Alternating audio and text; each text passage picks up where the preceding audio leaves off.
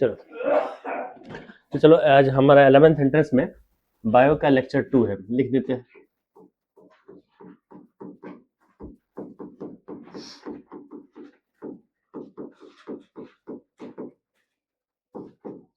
Biology का lecture 2 है आज।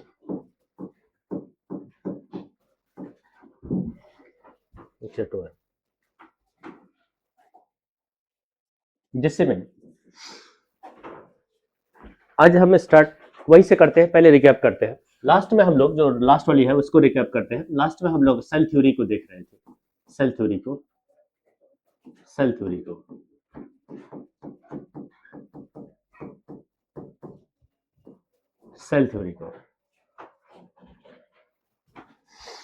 सेल थ्योरी में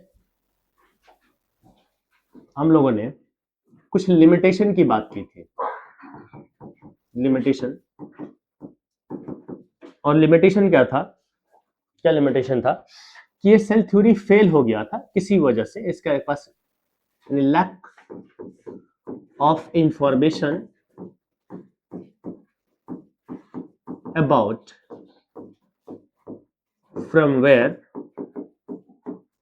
new cell arise, from where new cell arise,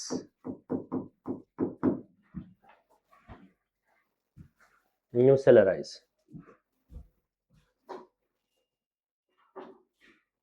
जिसका जवाब इनके पास नहीं था, और इसको आंसर किसने दिया था? इस बात को बताया किसने? इसका आंसर किसने किया? आंसर्ड बाय मॉडर्न कॉन्सेप्ट, या न्यू कॉन्सेप्ट कह सकते हो, या modern concept of cell theory. इस बात का जवाब modern concept of cell theory ने दिया। सेल थ्योरी का मॉडर्न कॉन्सेप्ट, जिसे हम लोग मॉडर्न सेल थ्योरी भी कहते हैं, जिसे हम लोग मॉडर्न सेल थ्योरी भी कहते हैं, मॉडर्न सेल थ्योरी, या फिर हम इसे मॉडिफाइड सेल थ्योरी कहते हैं। Modified cell theory.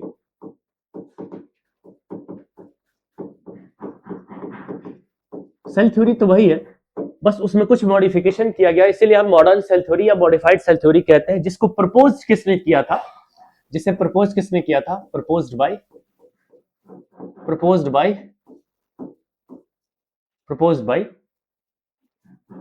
Rudolph Virchow.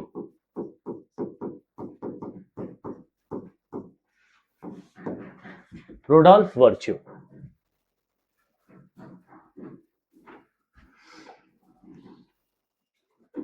Rudolf Virchow कब किया था? 1855 में किया था। और इस थ्योरी का, इस मॉडर्न सेल थ्योरी का एक स्टेटमेंट था। उस स्टेटमेंट का नाम क्या था? ओमनिस सेलुला ई सेलुला। सेलुला ई सेलुला, ओमनिस सेलुला ई सेलुला। ठीक है, जिसका मतलब क्या होता है? जिसका अंग्रेजी में मतलब क्या होता है? Every new cell arise from pre-existing cells,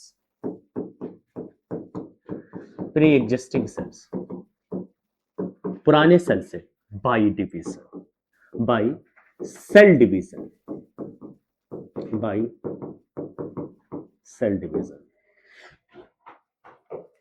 Every new cell arise from pre-existing cells. Every new cells arise from pre-existing cells by cell division.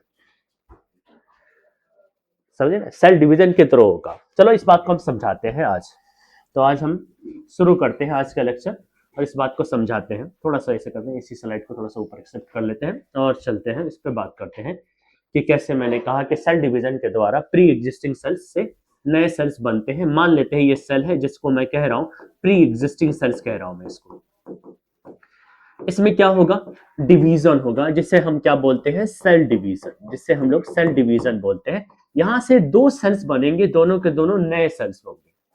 ये नए सेल्स है, न्यू सेल्स हम कह देते हैं। तो देखो पुराने ही सेल से नए सेल आ रहा, फिर इसमें डिवीजन हो जाएगा, फिर से न्यू सेल आ जाएंगे, फिर इसमें डिवीजन हो जाएगा, फिर से न्यू सेल आ जाएंगे। ये चलता रहेगा, इससे चलता रहेगा ऐसे। ये एक सेल था और कहीं पे कई ज्यादा सेल हो जाते हैं, तो एक ही सेल से कई सारे सेल बन जाते हैं, या पुराने सेल से कई सारे सेल्स मिलते हैं बाय द सेल डिवीजन। अगर मैं ह्यूमन सेल की बात करूं, ह्यूमन सेल की बात करता हूं, मैं ह्यूमन सेल की बात करूं, अगर मैं ह्यूमन सेल की बात करूं, तो उसके अंदर सेल डिवीजन की ड्यूरेशन कितनी होती है? क्या तुम में से किसी को पता है ड्यूरेशन कितनी होती है? कितनी होती है? याद नहीं है। 24 आवर। हमारा सेल 24 घंटे में 1 से 2 हो जाता है, फिर अगले 24 घंटे में 2 से 4 हो जाता है, फिर अगले 24 घंटे में 4 से 8 हो जाता है। इसी तरीके से डिवीजन करता है। यानी टोटल लाइफ साइकिल एक सेल की जो होती है, सॉरी सेल साइकिल जो सेल की होती है वो 24 आवर की होती है। इसका मतलब कि अगर मैं इसको थोड़ा सा और ऊपर करूं मैं स्लाइड को, और फिर मैं बताऊं कि ये हमारा प्री एग्जिस्टिंग सेल है, मैं कह रहा हूं ये ह्यूमन का प्री एग्जिस्टिंग सेल है, मान लेते हैं ह्यूमन का ये प्री एग्जिस्टिंग सेल है, प्री एग्जिस्टिंग सेल है, ठीक है। तो इसमें डिवीजन होता है 24 आवर में, लेकिन उस 24 आवर में से 23 घंटे तक वो सेल सिर्फ ग्रो होता है। इस साइज से वो पहले इस साइज में तब्दील होता है, इस साइज में तब्दील होता है।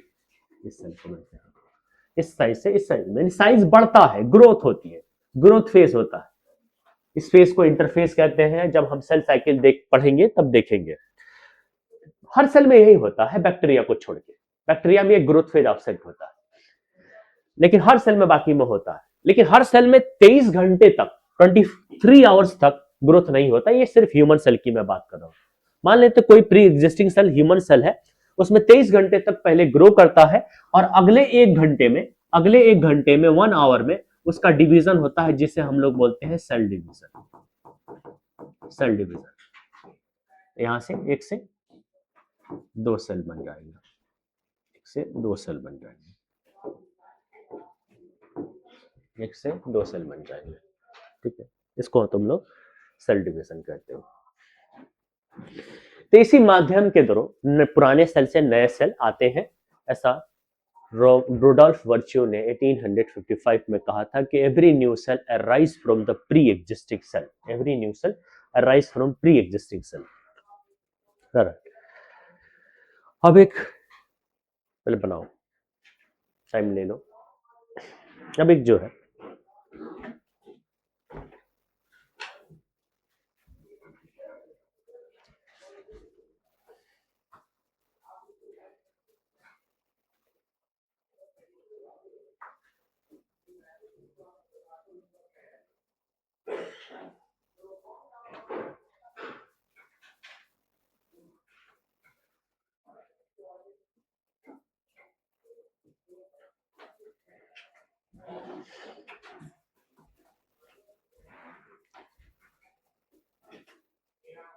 नो मोर टाइम, टाइम इतना नहीं खर्च करना है। रिकॉर्ड का है, आप आई थिंक यूट्यूब पे जब आ जाएगा, मान लिया किसी को उतारने में तकलीफ हो जाती कुछ, यूट्यूब पे जब आ जाएगा तो वहां से भी आप उतार सकते हो पॉज कर करके, वो तो बहुत आसान हो जाता है। फिर तो रिकॉर्ड है तो आ ही जाएगा आपके पास, ठीक है। मैं एक्सपेक्ट नहीं करता हूँ कब आएगा, ठीक है। यहाँ कुछ नहीं है, जो काम चल रहा है ना वो मेरे समझ से बाहर की बात है।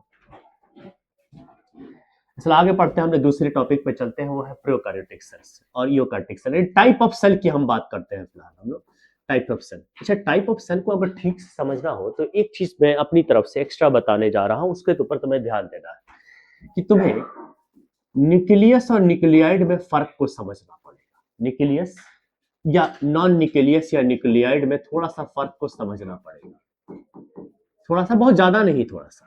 देखो, अगर खाली जेनेटिक मटेरियल है, बाहर कुछ भी नहीं है, उसको घेर के किसी ने नहीं रखा है, मान लीजिए डीएनए है, डीएनए की 2 फॉर्म में पाया जाता है, क्रोमेटिन यानी क्रोमोसोम 2 के फॉर्म में पाया जाता है, खाली डीएनए है, तो इसको हम न्यूक्लियाइड बोल देते हैं। बाहर कोई मेम्ब्रेन नहीं है, कहीं कुछ घिरा नहीं है, कोई न्यूक्लियोप्लाज्म नहीं।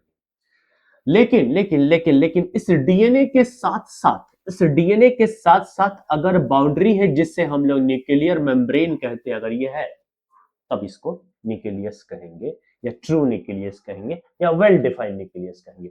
इसको हम लोग प्रिमिटिव न्यूक्लियस बहुत कह सकते हैं, अगर न्यूक्लियस ना कह के प्रिमिटिव न्यूक्लियस बोल सकते हैं, या खाली न्यूक्लियाइड बोल सकते हैं, या लूज जेनेटिक मटेरियल, कई लोग इसको लूज जेनेटिक मटेरियल के नाम से भी जानते हैं। लूजली बाउंडेड जेनेटिक मटेरियल या लूज जेनेटिक मटेरियल के नाम से जानते हैं। बस बहुत आसान है। अगर डीएनए तुम्हारे, इसको हम क्या कह रहे हैं, जेनेटिक मटेरियल या डीएनए, लिखा नहीं, मैं फिर से लिख देता हूं, ये जेनेटिक मटेरियल है जिसका एक नाम है डीएनए, दूसरा नाम आरएनए होता है। मैं यहाँ पे डीएनए मान लेता हूँ, ठीक है। ज्यादातर ऑर्गेनिज्म में यही जेनेटिक मटेरियल होता है, डीएनए। अगर डीएनए के चारों तरफ क्या है, बाउंड्री है, और बाउंड्री का नाम क्या होता है, न्यूक्लियर मेम्ब्रेन, तब उस स्ट्रक्चर को तुम न्यूक्लियस बोलोगे। अगर नहीं है तो उसे तुम न्यूक्लियाइड बोलोगे, उसे तुम न्यूक्लियाइड बोलोगे। तो आज से जान सकते हो ना, न्यूक्लियाइड क्या हो जाता है, just genetic material which is loosely bounded, ठीक है, not surrounded by any membrane, not surrounded by nuclear membrane, उसे हम न्यूक्लियाइड कहते हैं। अब चलते हैं हम टाइप ऑफ सेल को समझते हैं, टाइप्स ऑफ सेल को समझते हैं, टाइप्स ऑफ सेल को समझते हैं। तो हमारे पास हिस्ट्री में, मानी बायोलॉजिकल हिस्ट्री में, दो तरीके के सेल्स होते हैं। एक सेल्स को हम लोग कहते हैं प्रोकार्योटिक सेल्स, एक सेल को हम लोग कहते हैं प्रोकार्योटिक सेल, दूसरे सेल को हम लोग कहते हैं यूकैरियोटिक सेल्स, यूकैरियोटिक सेल।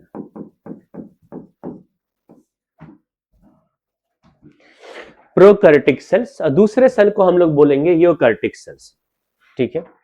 अब आराम से समझ में आ जाएगा। प्रोकैरियोटिक सेल एक ऐसा सेल, मीनिंग बाद में बताएंगे, पहले हम इसको डिफाइन करते हैं, फिर सुन लो ना, और साथ में हल्के हल्के हाथ से लिखते रहना, देखना ज्यादा, इसे देखते हुए लिखना, मतलब देख इधर है, लिख इधर है, मतलब डबल दिमाग के साथ काम करना पड़ जाएगा, हो सकता है, कोई इशू नहीं। देखो, अगर सेल में क्या है, सेल में क्या है, जस्ट जेनेटिक मटेरियल है जो साइटोप्लाज्म में ऐसे पड़ा हुआ है, यानी क्या है, न्यूक्लियाइड है, तो उस सेल को तुम क्या कहोगे, प्रोकैरियोटिक सेल बोलोगे। अगर सेल के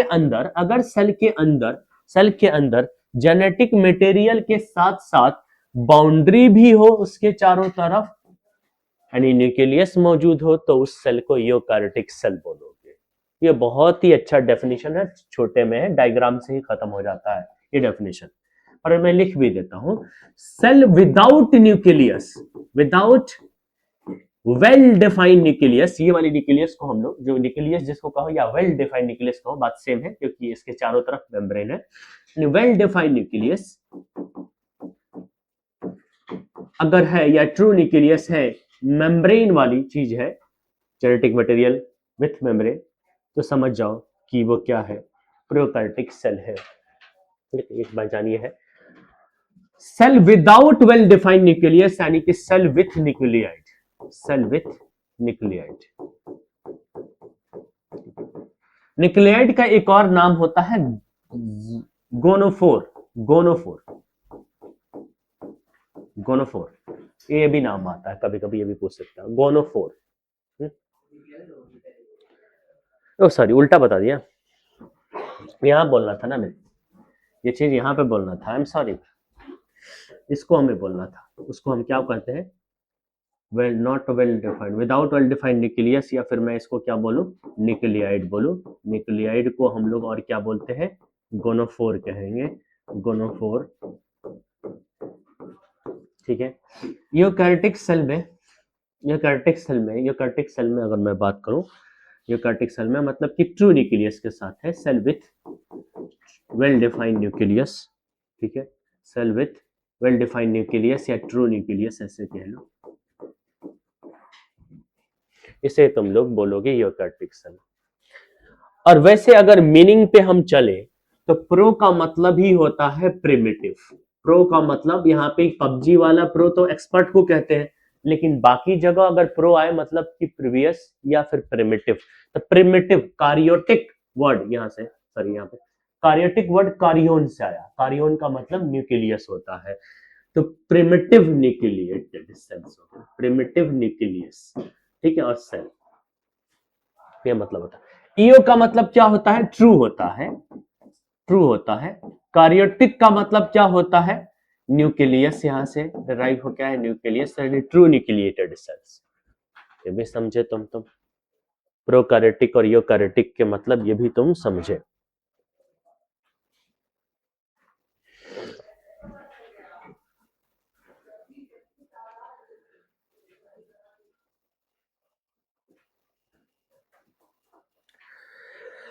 इसके अलावा बहुत सारी बातें और हैं, इसके अलावा बहुत सारी बातें ये हैं कि जो प्रोकार्योटिक सेल्स होते हैं उसमें ऑल टाइप ऑफ ऑर्गेनेली नहीं पाया जाता। All type of cell organelle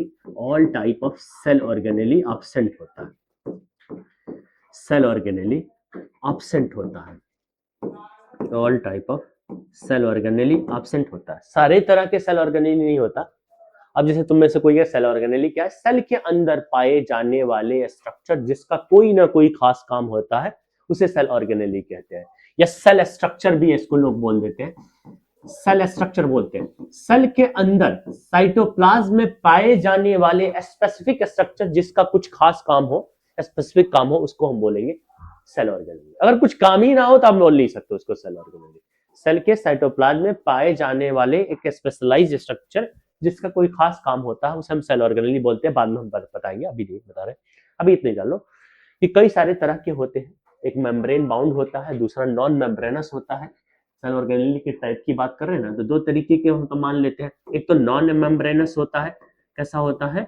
non membranes होता है। और दूसरा क्या होता है? ठीक है, और दूसरा क्या होता है?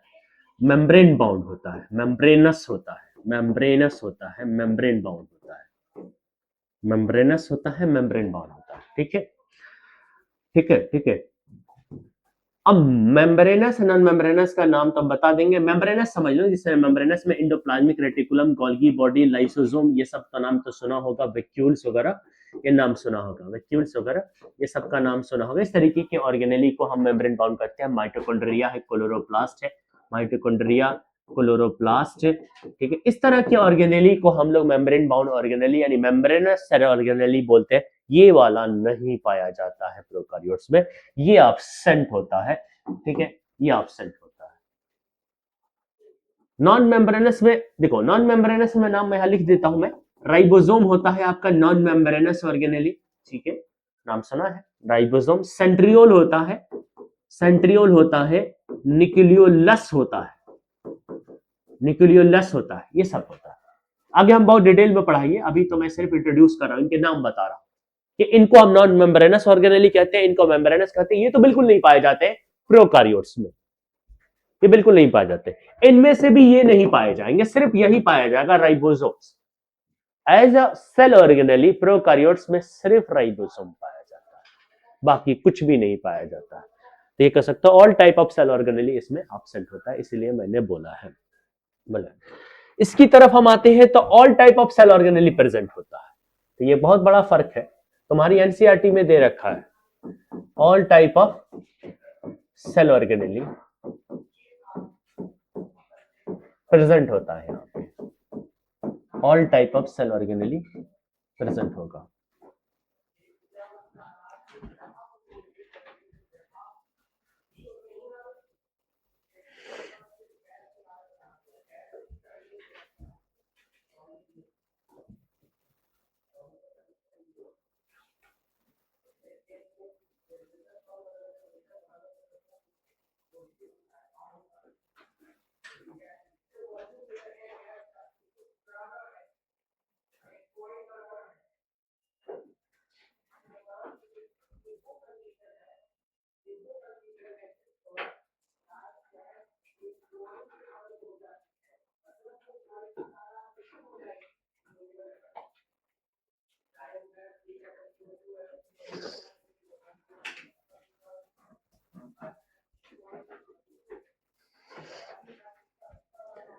लेक्चर की जस्ट बाद क्वेश्चन करने से फायदा क्या होता है कि अभी तुमने पढ़ा उससे रिलेटेड 5, 10, 7 सवाल कर लिए, पूरी तरीके से यहाँ छप जाता है। क्योंकि मैं भी स्टूडेंट हूँ, मुझे भी पता है कि किस तरह से पढ़ा जाता है, तो एकदम से यहाँ बैठेगा, और किस तरह बस सिर्फ काम चलाया जाता है। ऐसे ठीक है चल रहा है, ये तो साधारण तरीके, ये तो कॉमन है, ये तो चलेगा ही चलेगा। लेकिन बहुत बेहतर करने के लिए वो तरीका ही था जो कि यहाँ फिट ही नहीं बैठ पा रहा। यही बात है कि जब भी मैं बेस्ट तरीका ढूंढता हूँ ना, यहाँ फिट नहीं बैठता, जिसकी वजह से मैं अपना कभी बेस्ट नहीं दे सकता, दिया ही नहीं, आज तक दिया ही नहीं मैं अपना बेस्ट। टीचिंग में जो मैं कर सकता हूँ उसका 50% ही आज तक मैं दे पाया हूँ, इसलिए क्योंकि यहाँ सिस्टम ही नहीं बैठ पाता है। यहाँ प्रिमिटिव टाइप के स्टाइल में प्रिमिटिव काम होती है, प्रो वाली काम होती है यहाँ पे, इसीलिए मैं आज तक नहीं दे पाया। मैं बता रहा हूँ कि ऐसी ट्रेंड है ना पढ़ाई का, और इस तरीके से ये जो ऑनलाइन है प्लेटफॉर्म कि ऑफलाइन का बाप बन जाएगा अगर ठीक से इसको परफॉर्म किया जाए। तो तुम घर बैठे बैठे ना तुम सो रहे होगे, देख रहे होगे, अचानक आंख खोल के ऐसे उठ जाओगे। इस तरीके से ये बन सकता है। और ये कि बहुत प्रिमिटिव हो गया। अब बहुत प्रिमिटिव है तो फिर तुम्हारी मर्जी, करना क्या चाहते हैं। आज तय थोड़ा सा बात और करते हैं इसके बारे में, थोड़ा सा बात और, एक एक लाइन और करते हैं, बहुत आसानी से समझ में। अभी तुम्हें मालूम चला कि राइबोसोम इधर भी है, राइबोसोम इधर, तो सारी की सारी ऑर्गेनेली प्रेजेंट है, मतलब राइबोसोम इधर भी है। यानी एक ऑर्गेनेली ऐसा है जो दोनों में कॉमन है, जिसका नाम है राइबोसोम। इसीलिए जब हम राइबोसोम को पढ़ेंगे तो वहां पे लिखेंगे क्या कि ribosome is a universal cell organelle. दुनिया के हर तरह के सेल में, हर तरह के ऑर्गेनिज्म में पाया जाता है। लेकिन राइबोसोम में थोड़ा फर्क है कि इधर जो राइबोसोम पाया जाता है वो सिंपल टाइप का होता है, 70S टाइप होता है। अभी तुम पूछोगे कि ये क्या बकवास है, तो मैं कहूंगा कि अभी तुम चुपचाप रहो, बाद में हम बताएंगे कि 70S क्या है। तो राइबोसोम जो है वो 80S टाइप इस तरफ पाया जाता है, 80S टाइप।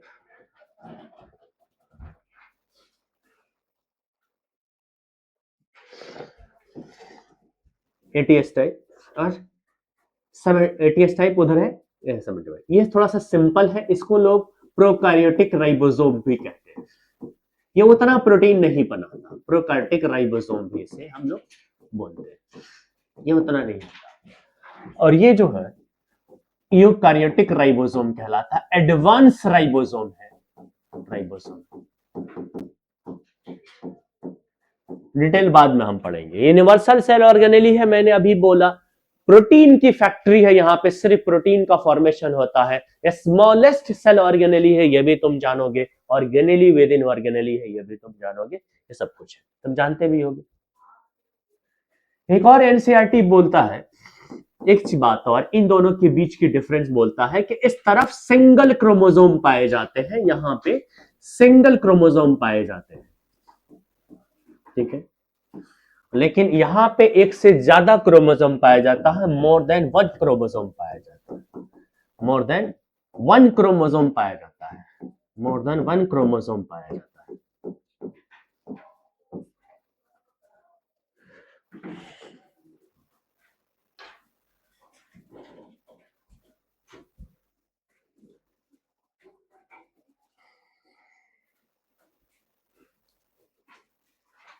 ठीक है, कैसे मतलब इसे क्रोमेटिन से एक ही क्रोमोसोम बनता है, इससे जो है ना एक से ज्यादा क्रोमोसोम बनाया जाता है। इंसान के पास 46 क्रोमोसोम है, ऐसे बहुत सारे अलग अलग जानदारों के पास अलग अलग क्रोमोसोम है। मधुमक्खी के सॉरी हाँ हनी बी के पास 16 क्रोमोसोम है।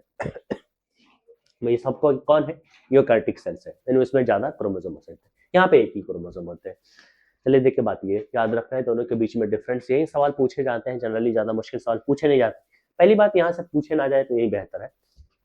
प्रोकार्योटिक सेल जिसमें न्यूक्लियस नहीं न्यूक्लियाइड होता है। न्यूक्लियाइड क्या चीज होता है, genetic material without nuclear membrane, बस याद रखना है। यूकार्योटिक सेल जिसमें न्यूक्लियस पाया जाता है, वेल डिफाइंड न्यूक्लियस पाया जाता है, मतलब genetic material DNA along with nuclear membrane. दूसरी बात दोनों के बीच में याद रखनी है कि इसमें यानी प्रोकार्योटिक सेल के अंदर हर तरह के ऑर्गेनेली नहीं पाया जाता है। मेम्ब्रेन बाउंड तो बिल्कुल भी नहीं पाया जा सकता। नॉन मेम्ब्रेनस में भी सिर्फ एक ही पाया जाता है, वो है राइबोसोम। तो as a organelle, as a cell structure सिर्फ राइबोसोम पाया जाता है इस तरह। इधर हर तरह की ऑर्गेनेली मिल सकती है, और मेम्ब्रेन बाउंड भी, नॉन मेम्ब्रेन बाउंड भी। तीसरी बात कि इधर राइबोसोम जो होता है वो 70S टाइप होता है, सिंपल टाइप का होता है, जिसे हम प्रोकार्योटिक राइबोसोम कहते हैं। और इधर जो है 80S होता है, जिसे हम लोग यूकार्योटिक राइबोसोम कहते हैं। चौथी, ये सिंगल क्रोमोसोम होता है, इसमें एक से ज्यादा क्रोमोसोम होते हैं, बस इतना तुम्हें याद रखना है डिफरेंस में। अब हम लोग क्या करते हैं, हम लोग थोड़ा सा एक अच्छी सी चीज बात करते हैं, हेडिंग डाल लेते हैं प्रोकार्योटिक सेल्स, प्रोकार्योटिक सेल्स, और इसकी डिटेल थोड़ा सा पढ़ते हैं। एनसीईआरटी में जितना दिया था वो मैंने बता दिया प्रोकार्योटिक सेल के बारे में, लेकिन सवाल में थोड़ा सा एनसीईआरटी से बाहर आपको पढ़ के जाना पड़ेगा, और आ भी जाता है सवाल। आपको जीएमआई भी देना है, बहुत से देना है, सबको दे लेते हुए देखते हुए देखते हैं, तो थोड़ा सा एडवांस से आपको पढ़ना पड़ेगा। जो प्रोकार्योटिक सेल है, पहले हम लोग क्या करते हैं, इस प्रोकार्योटिक सेल के स्ट्रक्चर ही बना लेते हैं। इस प्रोकार्टिक सेल का स्ट्रक्चर बना लेते हैं। तो हमारे पास इस तरह का एक प्रोकार्टिक सेल है। सॉरी, थोड़ा सा छोटा करें।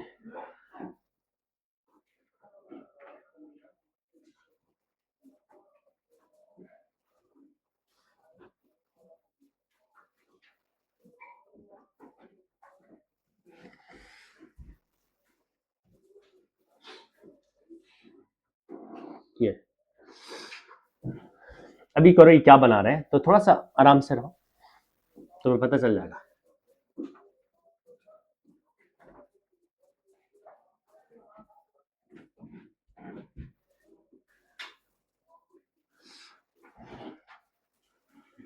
लाइन खींचने में दिक्कत हो रही है आज।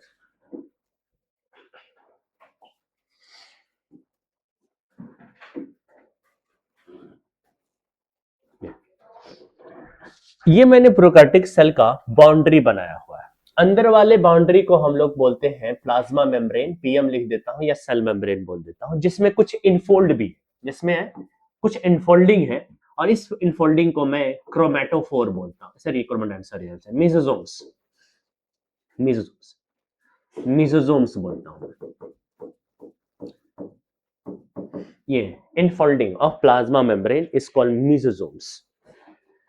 ये प्लाज्मा मेम्ब्रेन है, और उसके बाहर जो है वो सेल वॉल है। इसके जो सेकंड बाउंड्री है वो है सेल वॉल, सेल वॉल। और सबसे बाहर जो बाउंड्री है उसे तुम लोग ग्लाइकोकैलिक्स आज से बोलोगे, ग्लाइकोकैलिक्स बोलो पाओगे, ग्लाइकोकैलिक्स बोल पाओगे। तीन है, तो तीन बाउंड्री है जो बाहर की तरफ है, तीन बाउंड्री है जो बाहर की तरफ है, ठीक है, जो इसकी प्रोटेक्शन है, तो इसे हम लोग प्रोटेक्टिव कवरिंग कहेंगे। क्या बोलेंगे? ये प्रोटेक्टिव कवरिंग। तीनों को मिला दूं, प्लस कर दूं, तो जो चीज बनती है उसे हम लोग बोलते हैं क्या है? Protective covering.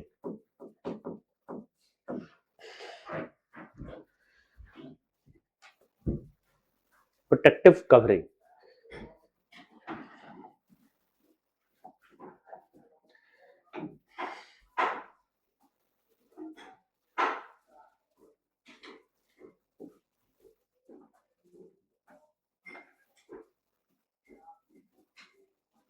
ठीक है, इसको मैं जेनेटिक मटेरियल कह रहा हूं, इसको मैं जेनेटिक मटेरियल कह रहा हूं।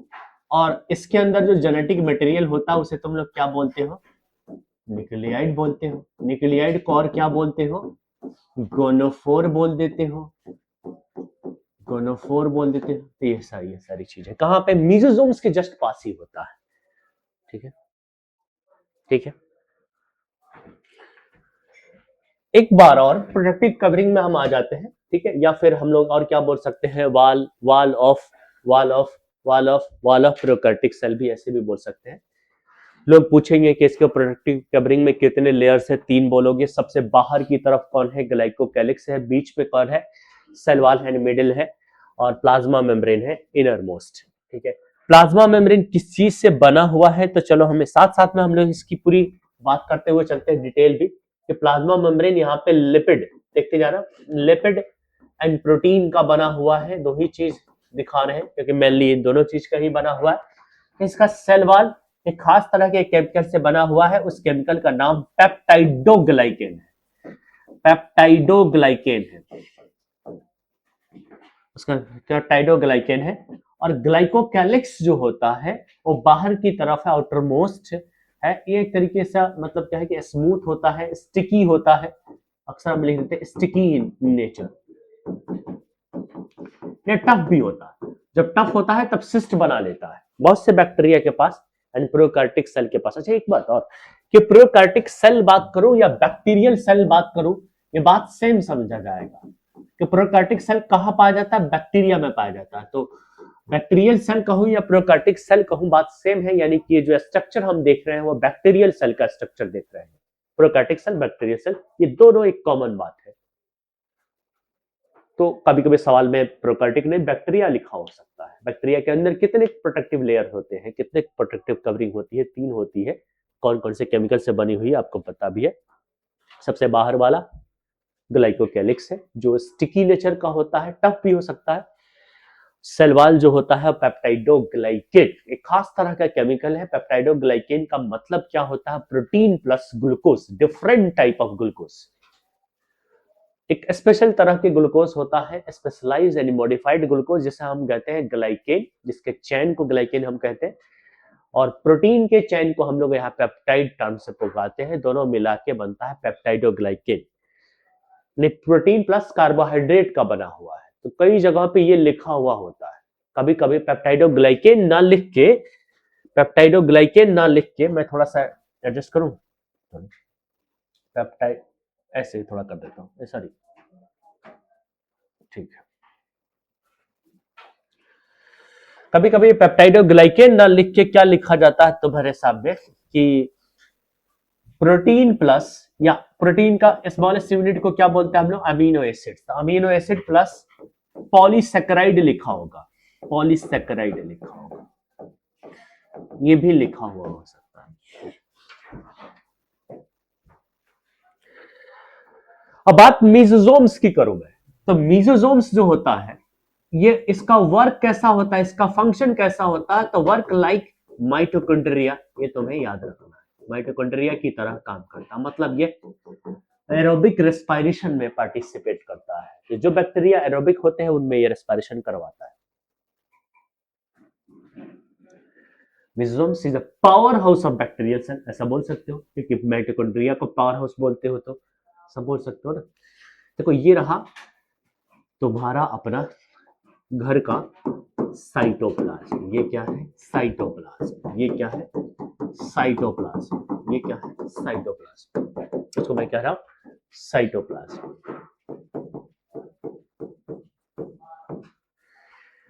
इस साइटोप्लाज्म के अंदर राइबोसोम नामक ऑर्गेनेली पाया जाता है, लेकिन अब ये कुछ अलग तरीके का होता है। इसके जो राइबोसोम कुछ इस तरीके से बने हुए होते हैं, झुंड में पाए जाते हैं इसके राइबोसोम। अब बीच में से आरएनए गुजरा हुआ होता है, इसलिए ये क्या हुआ बेटा? ये आरएनए है, ठीक है। ये क्या है? राइबोसोम है, ये राइबोसोम है। बहुत सारे राइबोसोम जब एक आरएनए के साथ अटैच्ड होते हैं ना, तो ऐसे राइबोसोम को हम लोग पॉलीजोम्स कहते हैं। तो पूरे स्ट्रक्चर का नाम पॉलीजोम्स है, पॉलीजोम्स, पूरे स्ट्रक्चर का नाम पॉलीजोम्स है। तो यहाँ पे राइबोसोम एज इन पॉलीजोम्स में प्रेजेंट होता है। तो राइबोसोम यहाँ अलग तरीके से होता है, झुंड के साथ क्लस्टर में पाया जाता है और अलॉन्ग विथ आरएनए, इसीलिए हम इसको पॉलीजोम्स कहते हैं, पॉलीजोम्स। ये खास तरीके का। इसके अंदर और भी कुछ बॉडीज पाई जाती है, यहाँ पे और भी देखोगे ना, कुछ और भी स्टोरेज बॉडीज पाई जाती है, जिसे हम इंक्लूजन बॉडी कहते हैं। इसके पे इंक्लूजन बॉडी कहते हैं। नहीं नहीं देखो जगह नहीं है तो मैं इधर नहीं लिख सकता इसके बारे में, मैं यहाँ पे कह रहा हूँ, यहाँ पे इंक्लूजन बॉडी, इंक्लूजन बॉडी पाई जाती है। फूड स्टोरेज बॉडी भी आती है, इसे हम लोग फूड स्टोरेज बॉडी भी कहते हैं।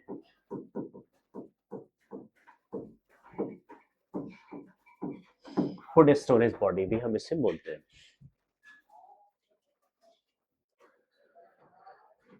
और किस बारे में एक बात और, छोटी सी बात और है, एक केस के अंदर एक और तरह के क्रोमोसोम पाए जाते हैं, एक्स्ट्रा क्रोमोसोमल डीएनए। एक तो ये डीएनए है और एक डीएनए यहाँ पे है, इस तरह के form, double stranded, rounded, spherical, napped, that is called plasmid। इसे हम लोग प्लाज्मिड बोलते हैं। एक्स्ट्रा क्रोमोसोमल डीएनए हम जिसको बोलते हैं। प्लाज्मिड के बारे में मैं यहां पे नीचे लिख देता हूं, नीचे लिख रहा हूं क्योंकि मेरे पास जगह नहीं है, तुम्हारे पास है तो तुम वही लिखोगे। प्लाज्मिड ये एक्स्ट्रा में है, नहीं भी होता तो बैक्टीरिया मरता नहीं, बैक्टीरिया जीता, लेकिन ये एक्स्ट्रा में आ जाता है जिससे कुछ एक्स्ट्रा फीचर उसके अंदर डेवलप हो जाती है। हम जानते हैं कि बैक्टीरिया को एंटीबायोटिक से मारा जा सकता है, लेकिन जिस बैक्टीरिया में ये प्लाज्मिड है वो एंटीबायोटिक के खिलाफ रेजिस्टेंस पैदा कर देता है। तो कई बार एंटीबायोटिक आप खाते हो लेकिन बैक्टीरिया मरता नहीं है, क्योंकि उसके पास प्लाज्मिड है, एक्स्ट्रा फीचर दे देता है। होता है। एक्स्ट्रा क्रोमोसोमल डीएनए हम लोग इसीलिए कहते हैं, एक्स्ट्रा क्रोमोसोमल डीएनए हम लोग इसीलिए इसको बोलते हैं।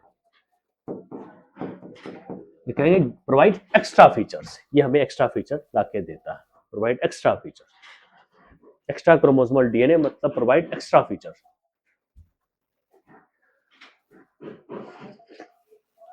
बस इतनी, इससे ज्यादा पढ़ाता था लेकिन रेगुलर में पढ़ाया हूँगा, इस वक्त पढ़ाऊंगा तो हाजमा खराब हो जाएगा तुम्हारा, लूज मोशन भी हो सकता है, दिमाग का, पेट का नहीं।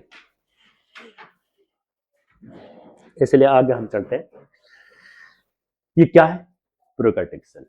और क्या है? Bacterial cell. तेरे बैक्टीरिया के बारे में ये सब बातें तुम याद रखो, इससे ज्यादा वो मुश्किल नहीं पूछ सकते, चाहे जेएमआई हो चाहे एमयू हो, कितना भी पगला जाए इससे ज्यादा नहीं पूछेगा। इसलिए हम आगे बढ़ते हैं। मैंने कहा भी था कि भले रेगुलर में तुमने नहीं पढ़ा होगा लेकिन बायो पूरा फिर भी पढ़ के जाओगे, मतलब पूरा क्वेश्चन फिर भी कर लोगे। अभी से भी ध्यान, जब लास्ट क्लास जो हुई थी ना तब से लेकर आज तक अगर तुम 100% रोज का रोज याद करते जाओ, डीपीपी करते जाओ। डीपीपी मैंने तैयार कर दिया है, पता ना तुमको आज मिल पाएगा कि नहीं, ठीक है। वैसे मैं हर 2 क्लास के बाद डीपीपी दूंगा, तो अभी 2 क्लास आज हो गई तो आज भी डीपीपी मिलेगी। ज्यादा क्वेश्चन नहीं होगा, 20 से 25 क्वेश्चन रहेगा जो तुम्हारे लिए भी सही होगा, लेकिन अगर आज मिलेगा तो मुझे कल या परसों तक दिखा देना, सैटरडे तक मैक्सिमम दिखा देना, पूछ लेना। और डीपीपी को बड़े ही हेवी लेना, पहले की तरह लाइटली नहीं कि भाई कर रहे नहीं करे कोई बात नहीं, तब मन मौजी नहीं पड़ते। इसलिए भाई क्वेश्चन आया है तो फिर हो रहे हैं कि नहीं, हो रहे हैं तो क्या वाकई तुमने सही किया है कि नहीं। कभी कभी तुम्हें लगता है कि वो चीज तुम्हारा सही है, जो तुमने आंसर लगाया है प्योर उसके बारे में पता है कि नहीं, वो आर्गुमेंट एक्सप्लेनेशन तुम्हें पता है कि नहीं, सब डिस्कस क्या करो। सिलेक्शन तुम्हें चाहिए ना, तो तुम करो डिस्कस। मैं डायग्राम नहीं बनाए थे, हो गया था, ज्यादातर लोगों का हो गया होगा, कुछ लोगों का नहीं हुआ होगा, वो पड़ोसी का इस्तेमाल कर सकते हैं या फिर इंतजार करें जब वीडियो अपलोड होगा। वह फोन सिस्टम चला सकते हैं, फोटो खींच के मांग सकते हैं। और बताओ, मैंने कहा शेप के हिसाब से, according to shape, prokaryotic cell यानी बैक्टीरिया को शेप के हिसाब से बैक्टीरिया को 4 क्लास में बांटा गया है, 4 क्लास में बांटा गया। देखो अक्सर हम डाइवर्सिटी भी ये बताते हैं, लेकिन यहाँ बता दिए तो क्या नुकसान है, डाइवर्सिटी भी तो पढ़नी है, कोई बात नहीं, वहां नहीं पढ़ेंगे। तो बैक्टीरिया को शेप के हिसाब से, जो बैक्टीरियल सेल है वो 4 तरीके का है। कहीं पे राउंड है, राउंड को हम लोग कोकाई कहते हैं, कोकाई बहुत सारे हैं तो कोकाई, एक है तो कोक्कस। फिर हैंग कर रहा है ये यार, बोर्ड अपनी तरफ से मजाक नहीं करने पर लगा हुआ है।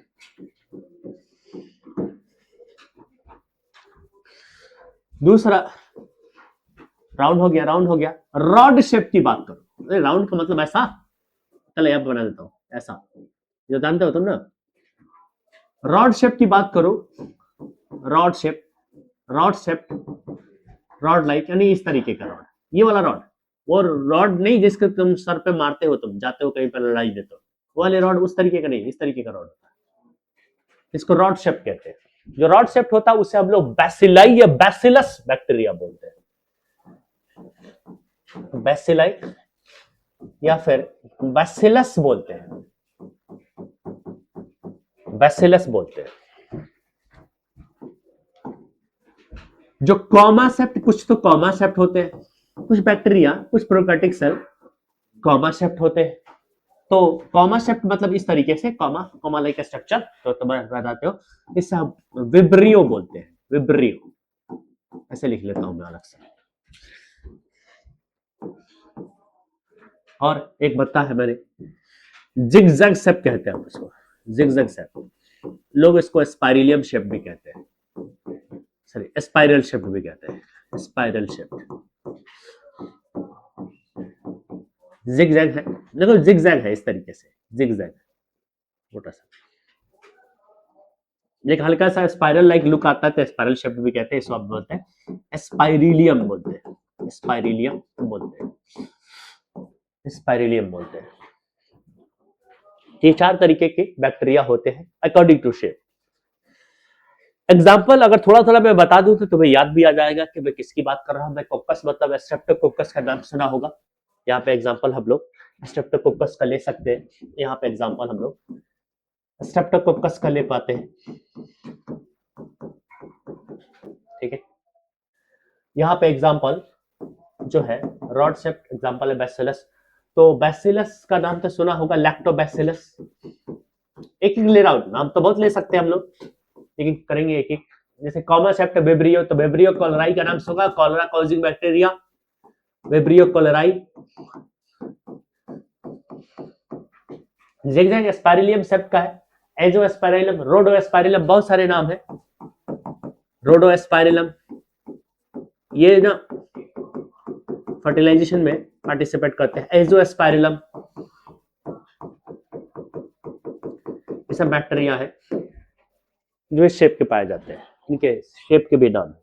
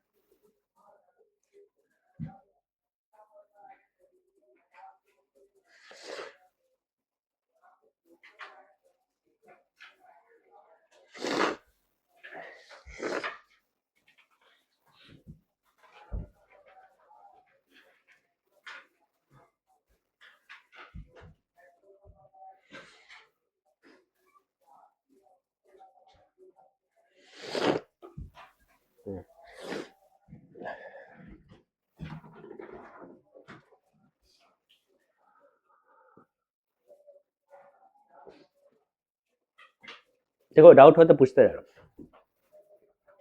फौरन हाथ खड़ा करना।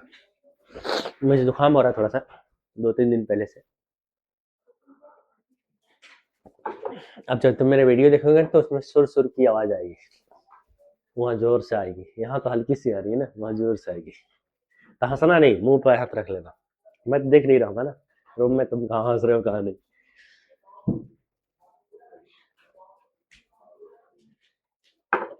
जो भी देखेगा वो कहेगा क्या कॉमेडी कर रहा है।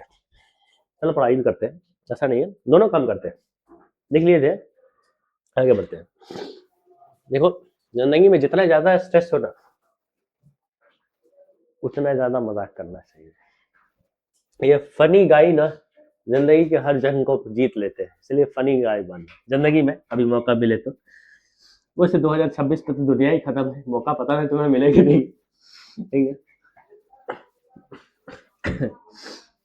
कुछ डेटा बेस्ड हम लोग इंफॉर्मेशन कलेक्ट करते हैं जो आपके एनसीईआरटी में है।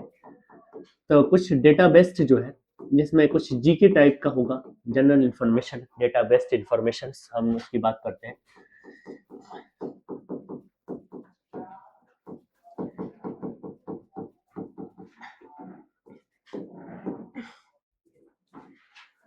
कुछ डेटा बेस्ड इंफॉर्मेशन है। अब आते हैं उसे में बात करते हैं। तो सबसे पहले सेल के साइज की बात करते हैं। डेटा बेस्ड में हम लोग साइज वाली डेटा देखते हैं, सेल की साइज की बात करते हैं। तो अलग अलग जंदार में अलग अलग तरीके का अलग अलग साइज का सेल बेस सकते हैं। साइज मतलब डिफरेंट है। सबसे पहले हम लोग बैक्टीरिया की बात करते हैं। बैक्टीरिया जो होता है वो 3 से 5 माइक्रोन मीटर के बीच में होता है। एक टिपिकल बैक्टीरिया के साइज यही होती है। लेकिन अकॉर्डिंग टू एनसीईआरटी बैक्टीरिया मतलब प्रोकारियोट्स है ना, बैक्टीरिया मतलब प्रोकारियोट्स, पीआर के सेल, एसआर के का भाई पीआर के नहीं प्रोकारियोट बैक्टीरिया की बात हो रही है, ठीक है। लेकिन ये तो एक टिपिकल बैक्टीरियल सेल की बात कर रहे हैं। लेकिन जनरल जो है ना, जनरली जो है ना 1 से 10 माइक्रोन मीटर लिखा जाता है, वो भी 0.1 से लिखा जाता है। एनसीईआरटी के हिसाब से बता रहा, एनसीईआरटी बोलता है, ठीक है। ठीक है।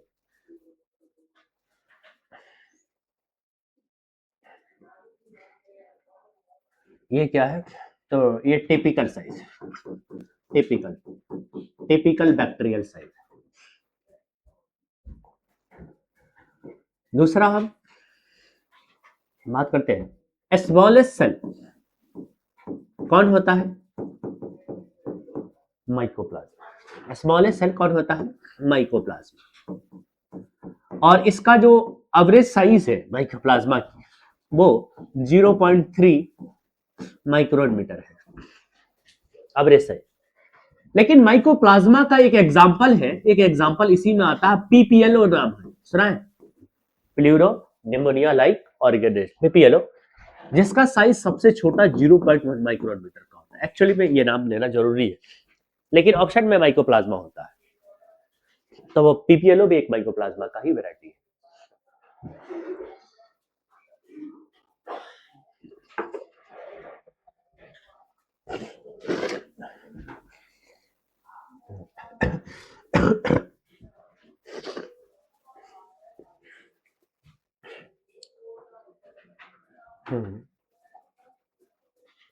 ये माइकोप्लाज्मा जो है साइज का है पीपीएलओ, इसका फुल फॉर्म लिख देता हूं, pleuro pneumonia like organism, pleuro pneumonia like organism,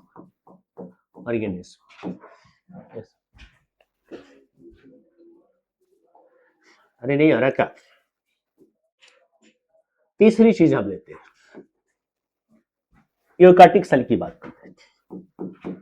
तो यूकार्टिक सेल जो है, इसका जो है ना, इसे थोड़ा जगह नहीं है, थोड़ा नीचे करता हूं, इसका जो है ना 10 से 20 माइक्रोन मीटर कई जगह पे लिखा हुआ होता है, लेकिन ये टिपिकल साइज है। वैसे जनरली जो एनसीईआरटी तुमसे बोलता है वो तकरीबन 5 से 100 माइक्रोन मीटर की बात कर रहा होता है, यहां तक भी हो सकता है, एनसीईआरटी ये बोलता है। ये भी इसलिए लिख रहा हूं क्योंकि कभी कभी ऑप्शन में दोनों हो, तो हम लोग एनसीईआरटी को प्रिफर करेंगे।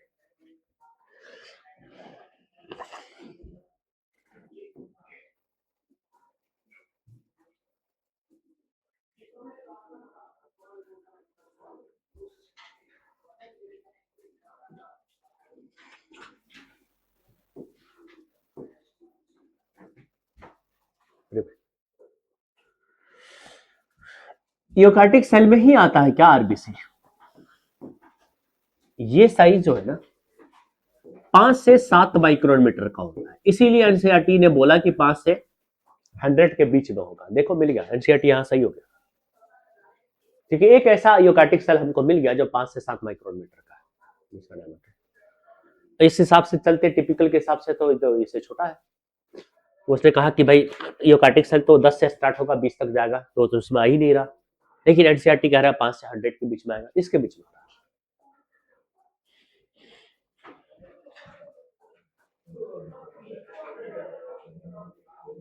ठीक है,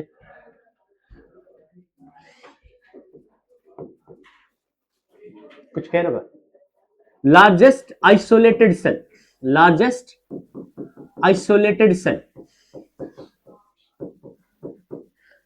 मैंने बड़ा ढंग ढंग का क्वेश्चन लेके आया था, अभी के अभी तुमसे सबसे याद करवा देता, क्वेश्चन ही तुमको बता देता, याद हो गया,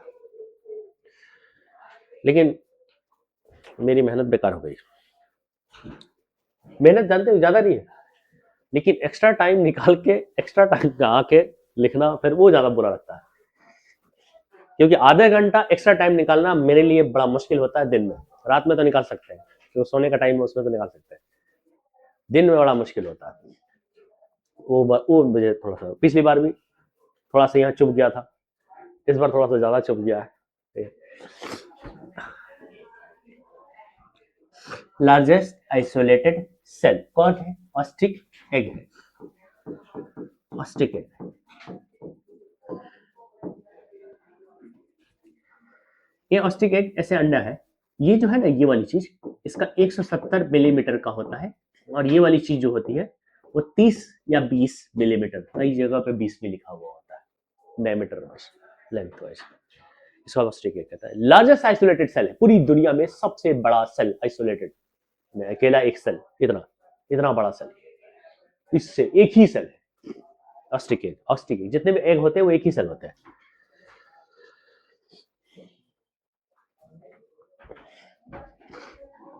लेकिन अब क्वेश्चन कुछ और भी आने लगे हैं। लार्जेस्ट ह्यूमन सेल पूछेगा। कई बागड़ बिल्ली नर्व सेल लिखते हैं, नहीं रे, ओवम यानी एग लिखेंगे। स्मॉलेस्ट ह्यूमन सेल लिखेंगे बहुत सारे। तो स्पर्म, ये भी अब ऐड कर लो अपने नोट्स में, पहले नहीं आता था अब आने लगा। स्पर्म साइज कोई डिफाइंड नहीं है, सेम समान साइज नहीं होती है ना, कोई एवरेज साइज है नहीं अपने को पता, इसलिए सिर्फ ये याद रखें, largest human cell, smallest human cell. Longest cell के नाम से अगर कोई पूछेगा ना, लॉन्गेस्ट सेल ह्यूमन में उसको तुम नर्व सेल बोलोगे। लॉन्गेस्ट में लार्जेस्ट में फर्क होता है। लॉन्गेस्ट में सिर्फ लेंथ वाइज की बात हो जाती है, लार्जेस्ट में मतलब उसके तीनों डायमेंशन की बात हो रही होती है उस हिसाब से। तो लॉन्गेस्ट और लार्जेस्ट में फर्क होता है। नहीं मसल नहीं, नर्व सेल बहुत बड़ा होता है, 99 माइक्रोन मीटर का होता है।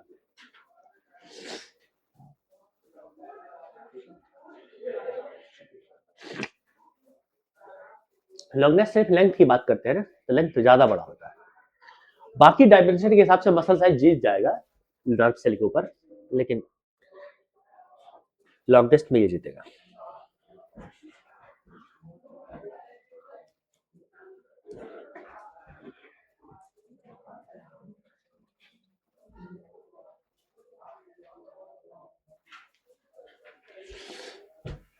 अच्छा लास्ट एक में देखो, वायरस की बात हम सेल पे नहीं करते, पर डेटाबेस हम बात कर रहे हैं ना, तो वायरस को भी लिख लेते हैं। मैं 9 नंबर में वायरस को लिखता हूं, डेटाबेस की बात करें तो वायरस की साइज जो है 0.02 से लेकर 2 माइक्रोन मीटर के आसपास वायरस की साइज होती है। तो बैक्टीरिया से छोटा ही होगा ना, अक्सर बैक्टीरिया से अक्सर छोटा मिलता है, कुछ ऐसे बैक्टीरियोफेज वगैरह थोड़े बड़े होते हैं, लेकिन बाकी सब बैक्टीरिया से छोटे होते हैं।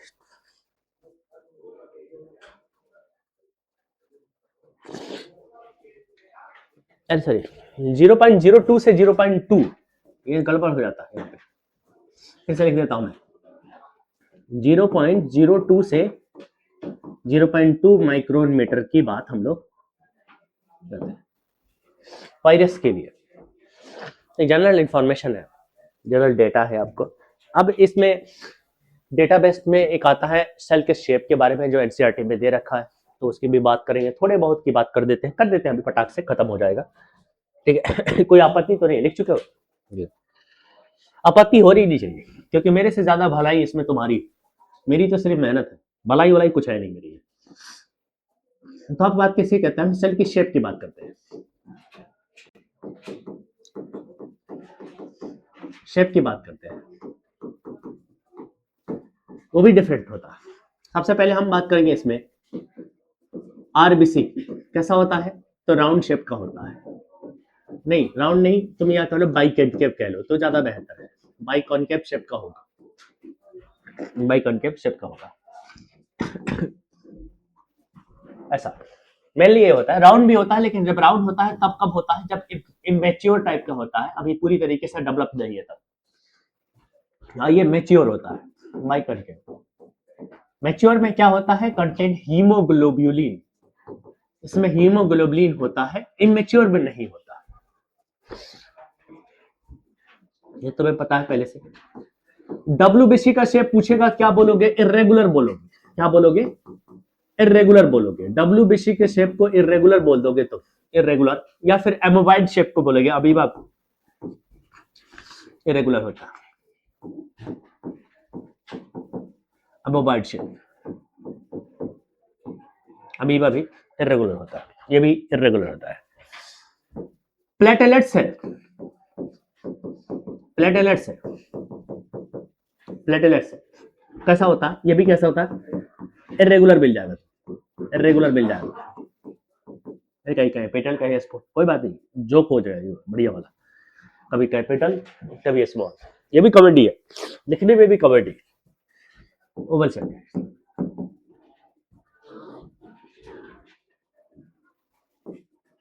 बोन सेल,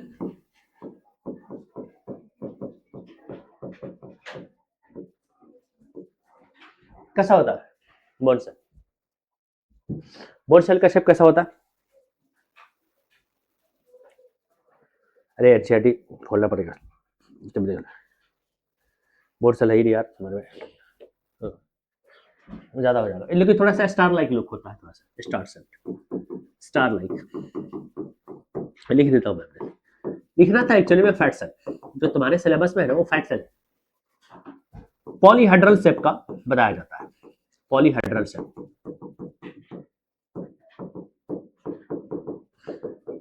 फिर स्पर्म की बात करता है कि स्पर्म कैसा शेप का होता है, स्पर्म जो है टेडपोल को देखा है, मेढक के लार्वा, उस शेप टेडपोल लाइक। ओवम कैसा होता है वो भी लिखो, ओवम कैसा होता है, राउंड, राउंड लिख लो। नर्व सेल कैसा होता है, नर्व सेल कैसा होता है, कॉम्प्लेक्स ब्रांच, कॉम्प्लेक्स ब्रांच। मैंने ना जितने छोटे मोटे इंफॉर्मेशन थे ना डेटाबेस को सारे एक साथ ही निपटा दिए, ये जरूरी था, प्रोकार्टिक यूकार्टिक टाइप ऑफ सेल्स वगैरह, ताकि नेक्स्ट 2 क्लास में मैं इस चैप्टर को फिनिश कर सकूं, मेरा ये टारगेट है। नहीं 2 नहीं 3 में, थोड़ा सा पहला क्लास है, सुनो अभी तो 2 ही है, पर वीक क्लास अभी 2 है, नेक्स्ट वीक 3 हो सकती है, उसके बाद से 3 ही रहेगी, तो उसमें हम और अच्छा कर लेंगे, टाइम को थोड़ा इंक्रीज करेंगे और सही से करेंगे। बाकी क्वेश्चन करने का टाइम भी नहीं, क्वेश्चन भी नहीं है, नेक्स्ट टाइम हम कोशिश करेंगे कि अब तक जहां तक यहाँ तक कि पहले हम एनसीईआरटी कवर करवा दें, यानी रीड करवा दें, इससे रिलेटेड कुछ क्वेश्चन करवा दें, उसके बाद हम आगे थर्ड लेक्चर में दूसरी जगह बढ़ेंगे, दूसरे टॉपिक पढ़ेंगे। नेक्स्ट लेक्चर में हम लोग यहां तक के एनसीईआरटी करेंगे।